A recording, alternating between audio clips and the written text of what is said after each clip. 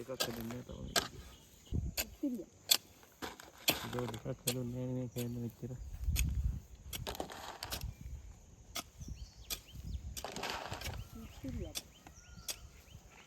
කොහොමද නම් කර්මයන් කරුණා කියන්නේ එහෙම.